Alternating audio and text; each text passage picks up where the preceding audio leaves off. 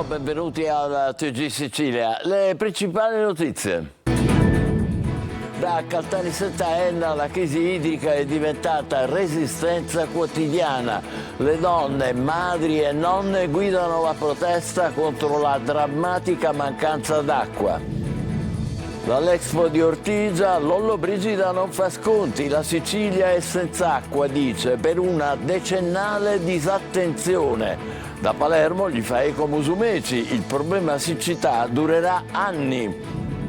Catania, 10 kg di droga in un terreno nel quartiere di Picanello, 4 arresti. A San Berillo in carcere un 21enne che nascondeva in camera da letto cocaina e marijuana.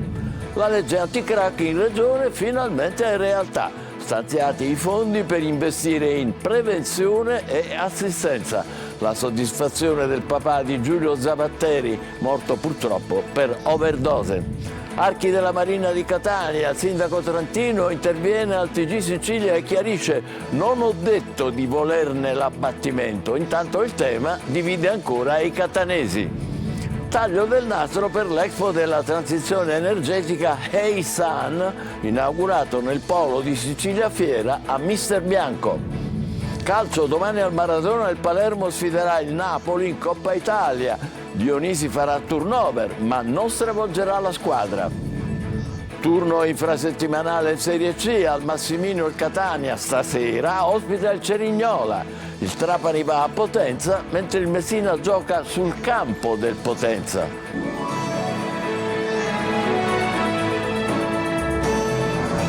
Bentrovati. Da Caltanissetta a Enna la crisi idrica è diventata quotidiana resistenza. Le donne, madri, nonne guidano la protesta contro questa drammatica mancanza d'acqua, tra rubinetti a secco e disagi sempre più insostenibili. Il racconto dalle piazze ai lavatoi, dove la rabbia cresce insieme alla solidarietà. Gerry Italia.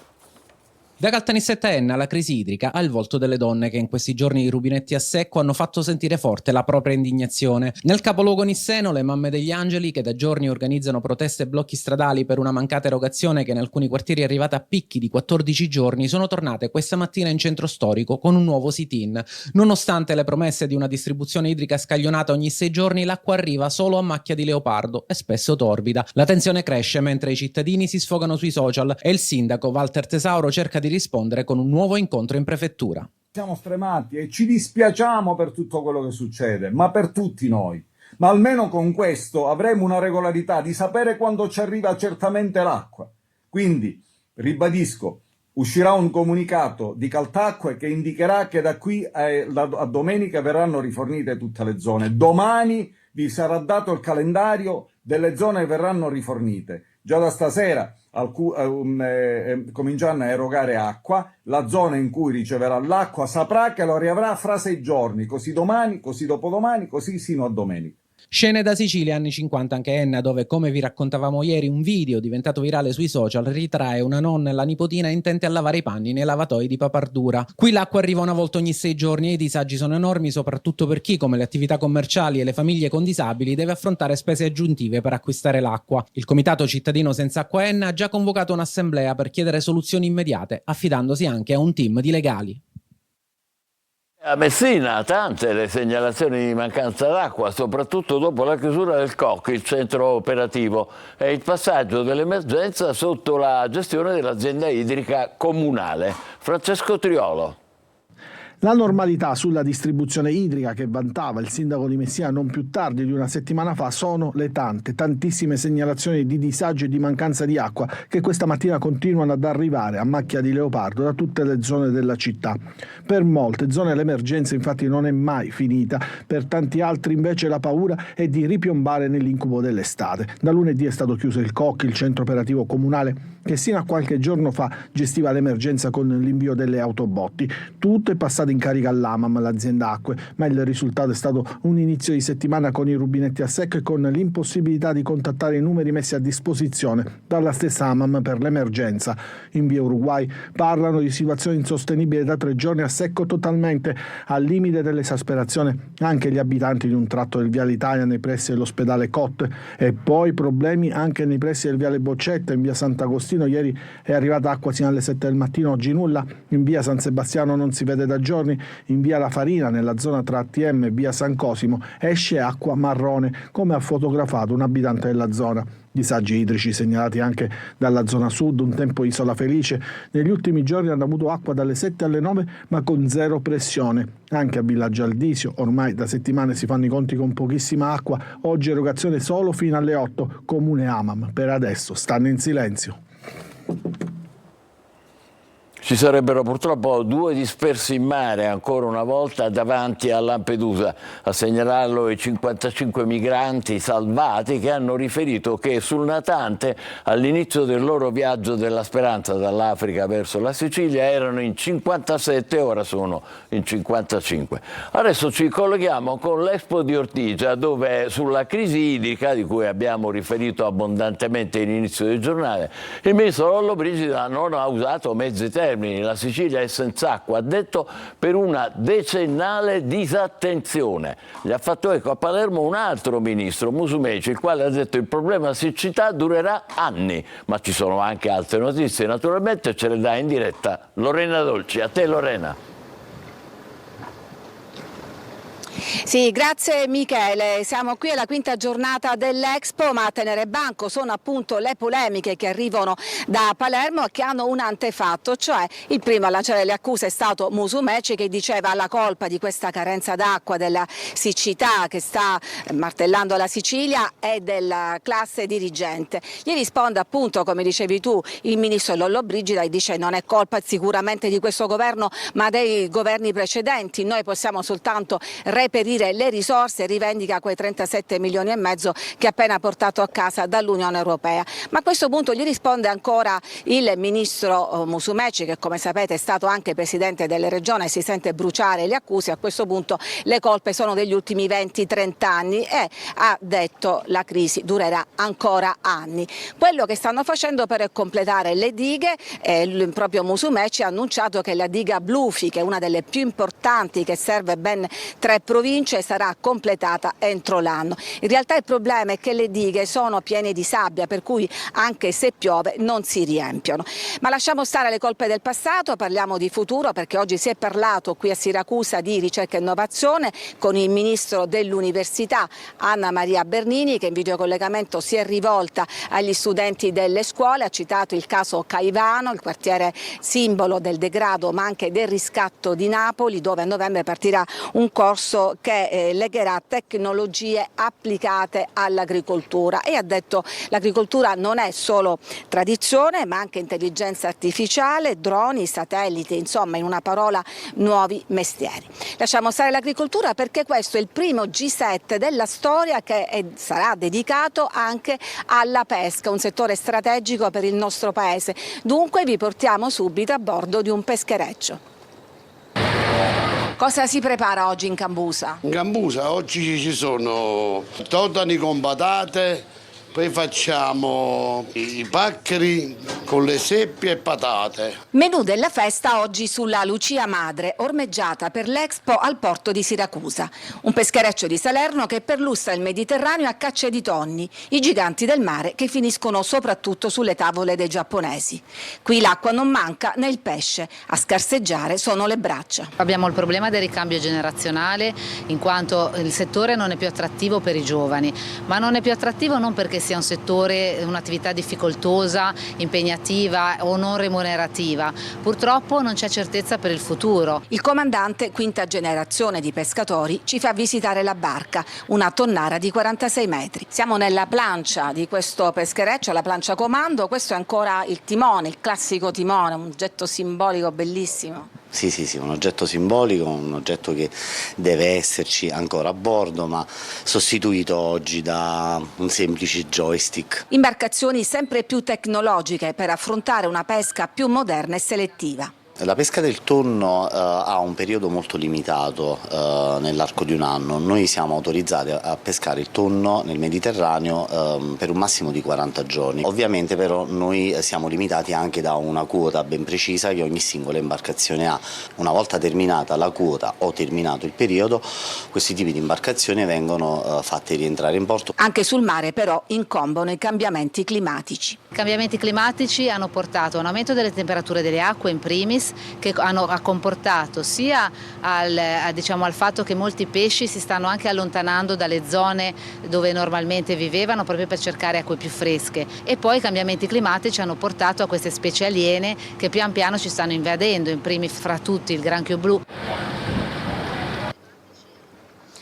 Sul tema è intervenuto anche il ministro Lollobrigida. Noi non rinunceremo alle nostre marinerie, ha detto, le autorità portuali sono troppo disarmoniche, è un sistema che va recuperato. Fin qui l'Expo, da domani inizia il G7 vero e proprio, molto più blindato della vetrina di eccellenze che vi abbiamo raccontato finora. Si terrà a Castello Mianiace con i vertici dei paesi del G7 che cercheranno anche di dare un contributo, questa è la mission, allo sviluppo dei paesi africani. Da Siracusa è tutto, a voi la linea.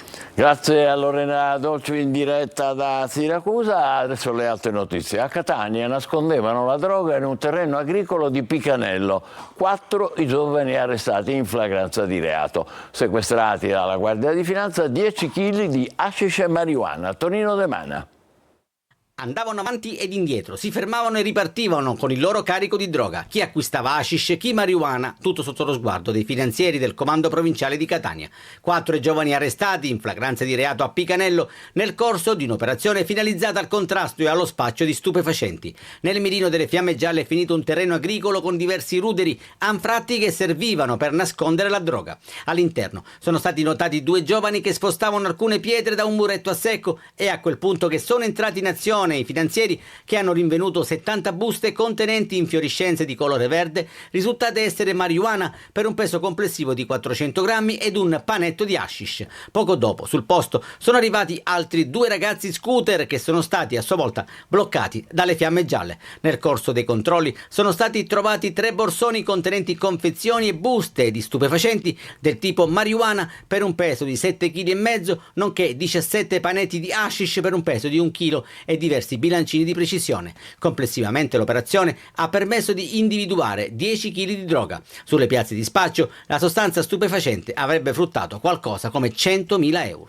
E la polizia ha invece arrestato un 21enne che nella camera da letto della sua abitazione del rione San Berillo Vecchio nascondeva 2 borsellini con 88 grammi di cocaina, 35 di marijuana e materiale utile per il confezionamento delle dosi. Dopo le formalità di rito, il giovane è stato posto ai domiciliari. La legge anticrack in regione finalmente è realtà. Stanziati i fondi per investire in prevenzione e in assistenza. È la soddisfazione, sentirete, del padre di Giulio Zavatteri, purtroppo morto per overdose appunto di crack. Marco Gullà da Palermo. Approvati tutti gli articoli, la legge che finanzia la lotta al crack è arrivata al traguardo, un grande passo verso la battaglia contro la droga che crea dipendenza assoluta e uccide tanti giovani. La legge prevede la creazione di unità mobili composte da medici e assistenti sociali delle ASP che interverranno direttamente nei quartieri più a rischio. Saranno inoltre stipulati accordi con strutture private per ampliare la rete di accoglienza e supporto ai tossicodipendenti. È un passo fondamentale, certamente un inizio, è una risposta che questo governo ha deciso di dare all'intergruppo parlamentare che presiedo contro le droghe.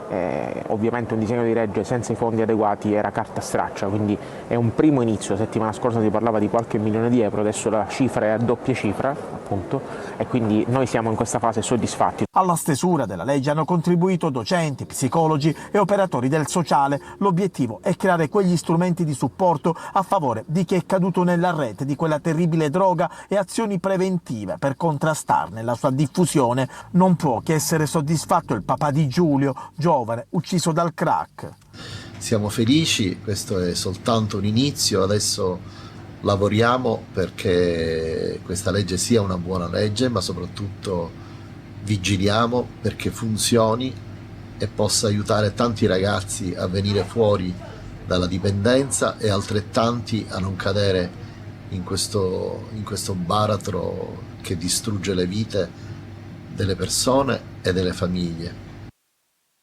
A causa del maltempo che si è abbattuto sullo scalo Falcone Borsellino di Palermo, 4 voli sono stati dirottati sull'aeroporto Fontana Rossa di Catania. Archi della Marina a Catania. Il sindaco tarantino interviene al TG Sicilia e chiarisce: non ho detto di volerne l'abbattimento. Intanto il tema divide ancora i catanesi. Emanuela Corsi. Chiariamo subito, il sindaco non intende demolire gli archi della Marina. Il dibattito è ancora aperto in città sul mantenimento o l'abbattimento dei caratteristici archi della Marina. Sulla questione lo stesso sindaco di Catania, Enrico Trantino, ha ad intervenire e a fare chiarezza. Ci sono ipotesi che prevedono la permanenza con la trasformazione in una bella passeggiata, altri che prevedono la valorizzazione della città attraverso l'eliminazione. Appena si porrà il momento, a quel punto noi verificheremo con progetti alla mano cosa sia meglio, sottoponendo questi progetti al punto di vista della città, in modo che chi dovrà decidere lo farà con maggiore cognizione di causa. Il primo cittadino che ha esposto in Consiglio Comunale i contenuti della relazione annuale sull'attuazione del programma elettorale ha citato proprio il piano di interventi per la mobilità cittadina, che riguardano sia la viabilità del lungomare sia la ridefinizione del waterfront, grazie anche alla sinergia con Ferrovie dello Stato. A tal proposito ha parlato del progetto relativo agli archi della Marina. Siamo limitati esclusivamente a dire che rispetto all'ipotesi ancora tutta da verificare dell'interramento della stazione centrale e della rete ferroviaria, dovremmo decidere di cosa fare degli archi della Marina. Il sindaco domani sarà a Roma per discutere dell'interramento della stazione centrale. Sempre a Catania la pedonalizzazione stride con la sconcertante noncuranza della gente. Rifiuti, elettrodomestici, arredi dismessi sulle strade percorse dai turisti, vedrete, immortalano il degrado. Tonino De Mana. Più che un percorso si può definire un calvario. Chi lo percorre è già fortunato ad arrivare a destinazione senza conseguenze. Mentre l'amministrazione comunale prosegue dritto verso la pedonalizzazione, per i pedoni, paradossalmente, sono tempi sempre più difficili. Il centro storico paga l'inciviltà degli automobilisti capaci di parcheggiare ovunque. Siamo nei pressi della chiesa di San Nicolò l'Arena e l'auto che vedete è contemporaneamente sul marciapiede e sulle strisce pedonali. A pochi metri da Piazza Dante, una lunga colonna di auto occupa totalmente il marciapiede e poco importa se in bella vista c'è un segnale di divieto di sosta e fermata, tanto da queste parti i controlli stradali sono quasi inesistenti. Camminare a piedi fa bene, ma equivale ad un percorso ad ostacoli. Guardate questo surgelatore abbandonato a pochi metri dalla salita di San Giuliano. Vabbè, un po' difficile perché a volte le macchine sono posteggiate un po'. Non solo le macchine, anche un po' di un ingombro nei corridoi. Qui a Catania vige l'anarchia oramai, nessuno ci può fare niente se non abituarsi oppure andare contro il prossimo. Ed è impossibile percorrere il marciapiede in via Bambino. Qui siamo all'altezza del Civico 50, dove arredi dismessi, porte, finestre e vetri sono stati scaricati in strada. Noi, anche in qualità di proprietari delle strutture ricettive, faremo una proposta all'amministrazione dove chiederemo che installeremo noi delle telecamere, perché a volte capisco e immagino anche gli sforzi che fanno le amministrazioni locali, però anche i cittadini ci mettono di su. Non sono i residenti, ma chi passa con le motoapi scarica di tutto e di più. La cosa assurda e vergognosa e che ci rammarica tanto è il fatto che vediamo dei turisti che si fanno i selfie con questi cumuli di spazzatura e che quindi, dopo aver fotografato Piazza Duomo, i siti archeologici della nostra città, purtroppo si portano nei loro paesi anche questa immagine negativa per la nostra città e per la Sicilia tutta. Turisti indignati, residenti sull'orlo di una crisi di nervi, non sono ascoltati e si sentono anche loro abbandonati. Non viene nessuno, vengono, parlano al telefonino, prendono la mazza e se ne vanno. Restiamo a Catania dove, come vedrete nelle immagini, finalmente gli operai sono al lavoro nella fontana di Proserpina. Eccoli qua, è uno dei monumenti più importanti della città. Dopo il nostro servizio denuncia che mostrava le indecorose condizioni della fontana, la Multiservizi e la Gemma sono intervenuti per restituire dignità e decoro al monumento, rimuovendo tonnellate di rifiuti e di cenere lavica. L'intervento dovrebbe concludersi all'inizio della prossima settimana, quando catanesi e turisti potranno rivedere l'acqua zampillare dalla fontana. L'informazione critica dunque è utile e necessaria. Un incendio a Palermo è divampato in piazza Pagliarelli in un'abitazione a piano terra. Madre e figlio si sono salvati, ma una donna rimasta intossicata dal fumo è stata soccorsa dai sanitari del 118. Spente le fiamme, una parte dell'edificio è stata dichiarata inagibile. Taglio del nastro questa mattina per l'Expo della transizione energetica. Si intitola Hey Sun, ciao Sole, inaugurato nel polo fieristico di Sicilia Fiera a Mister Bianco. Si tratta di un'esposizione interamente dedicata allo sviluppo sostenibile e alle energie rinnovabili. Simona Mazzone.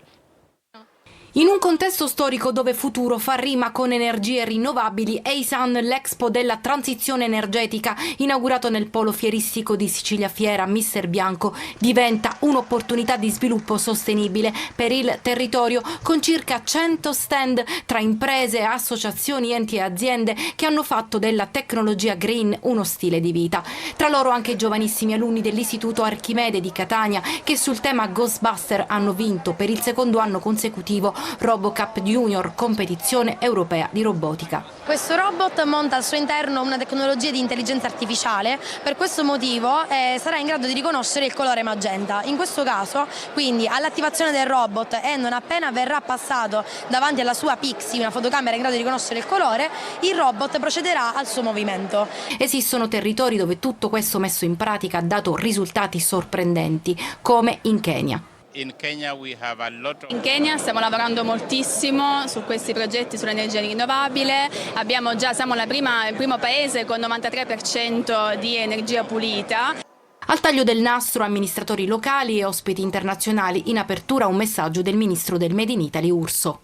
EISAN vuole dare la possibilità a chi è che lavora in Sicilia con le rinnovabili, a chi è che è attore in Sicilia tramite la transizione energetica, poter venire a trovare i propri clienti, i propri fornitori o chi siano le aziende che trattano questi materiali a livello internazionale. Una vetrina importante per costruire un futuro che punta alla sicurezza energetica e alla sostenibilità ambientale. Evento molto importante che focalizza l'attenzione sulla transizione energetica, tema di scottante attualità e dove il nostro territorio, per ovvie ragioni di geocentrismo della Sicilia e per le caratteristiche climatiche, può svolgere una funzione fondamentale. L'Expo resterà visitabile fino a venerdì prossimo.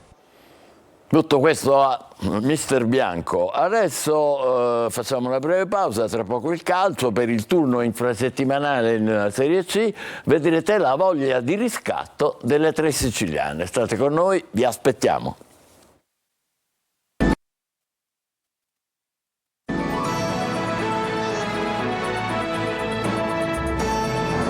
Calcio vigilia di gara per il Palermo che domani al Maradona sfiderà il Napoli in Coppa Italia. Dionisi farà turnover ma non stravolgerà la squadra. Marco Gullà. La classica sfida di Davide contro Golia. Nel calcio si può, il più piccolo può battere il più grande. Il Palermo domani al Maradona contro il Napoli per i 16esimi di Coppa Italia vuole giocarsela fino in fondo. Rispetto, ma nessun timore. È una squadra di alto livello della Serie A e già tra Serie A c'è differenza, tra Serie A e Serie B c'è differenza. Nella Serie A poi ci sono tanti livelli e affrontiamo una squadra veramente, veramente forte che lotterà per il vertice, no? E lo sta già dimostrando. Noi stiamo preparando la partita di Napoli, quindi sono contento che iniziamo parlando di questo, perché è quello che vogliamo, far non solo far bella figura, far partita. Ovvio che sappiamo che davanti avremo il Napoli, giocheremo nel loro stadio, siamo sfavoriti come è giusto che sia, però sappiamo anche che delle possibilità potremmo costruircele. Dionisi pensa a qualche novità. Il tecnico in conferenza stampa ha aggiunto di non avere intenzione di stravolgere la squadra, ma di voler al contempo concedere una chance a chi ha giocato meno. Rimangono diversi indisponibili, anche se alcuni come Di Francesco e Lund sono sulla via del recupero. Ci sarà il debutto di Sirigu in porta. In avanti torna Brunori titolare con Ledo Aron e Di Mariano. Una sfida ricca di fascino. Domani al Maradona circa 1000 tifosi rosanero. E stasera alle 20:45 Catania in campo al Massimino contro il Cerignola. È il primo di 2 impegni consecutivi che possono rilanciare i rossazzurri dopo la sconfitta contro il Giuliano. Francesco Triolo. Il massimo al Massimino. Mimmo Toscano punta sul fattore casa per rilanciare il suo Catania. Il doppio turno casalingo tra stasera e domenica rappresenta un passaggio importante per i rossazzurri. Un passo per volta però, a cominciare oggi da quel Cerignola che neanche tanta sorpresa in un campionato rivelatosi molto equilibrato si trova a lottare nelle prime posizioni. Un Cerignola nel quale si vede la mano del proprio allenatore. Dobbiamo essere una squadra pronta dal punto di vista nervoso e mentale. Cerignola è una squadra organizzata, ha delle caratteristiche importanti soprattutto nel reparto avanzato e nel reparto di centrocampo, dove ho anche dei calciatori che ho allenato, quindi li conosco abbastanza bene. Ha 10 punti in classifica, quindi ti deve far capire che è una squadra di livello alto. È una bella sfida per noi, a noi devono piacere le sfide e la dobbiamo affrontare alla maniera giusta. L'allenatore etneo dopo la rifinitura ha confermato l'assenza di 5 elementi e non di poco conto. Ai già noti di Tacchi e Popovic si aggiungono Beters, De Rose e Gherardi che non ha smaltito un affaticamento. Dunque in difesa potrebbe toccare di nuovo Acquaini, occupare la fascia destra in linea con Di Gennaro e Castellini. In mezzo Sturaro potrebbe essere affiancato da Verna con Guglielmotti, Oraimo e Anastasio laterali. Si prevedono rotazioni in avanti visti anche gli impegni ravvicinati. Montalto potrebbe cominciare il match magari facendo staffetta della ripresa con Inglese. I trequartisti, Jimenez ha la possibilità di cominciare dall'inizio con Lunetta, anche se Luperini, Carpani e Stoppa ambiscono ad un posto nella lista dei titolari. Massimino che si preannuncia sold out nelle curve, quasi esaurito negli altri settori. Calcio di inizio alle 20:45, diretta 30 minuti prima su Telecolor con diretta stadio con le interviste in un ampio post partita.